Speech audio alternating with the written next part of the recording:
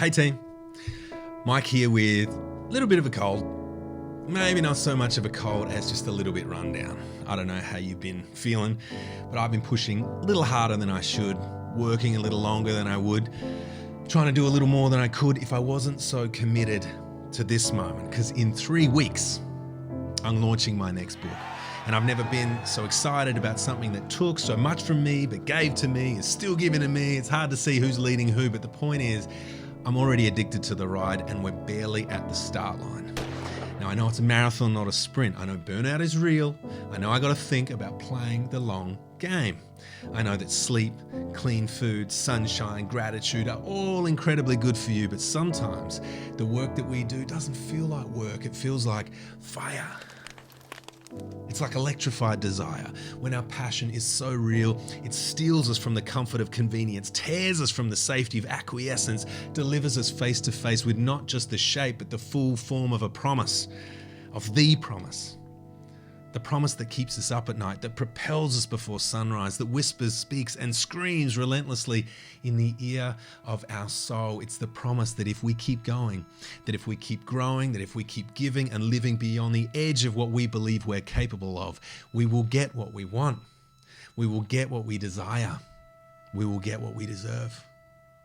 It's the promise we all chase. It's the promise that chases us. It's a force of energy that cannot be harnessed, only ridden, and sometimes that means we push a little harder than we should. We work a little longer than we would. We try to do a little more than we could if we weren't so committed to this moment. So sure, occasionally we might get a runny nose, a little cough, I suppose, but maybe it's worth it. If that's the price to feel alive, to feel like my life is mine, hand me a box of tissues, a little bag of those jelly beans you buy at the chemist, because I'm in.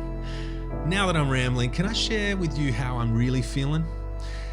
So I've read all the books and blogs and posts about foolproof plans for getting the most out of your book launch. I've had marketing meetings, PR meetings, publisher meetings, promotional meetings, but honestly, I don't know how to launch a book properly, especially during a pandemic or a recession, or a worldwide social and cultural transformation. So this is what I do.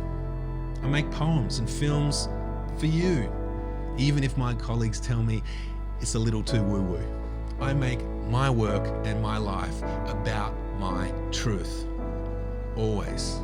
Because that's where the power is. That's where my vitality is. That's where the beauty, love, hope, and peace that I seek lives.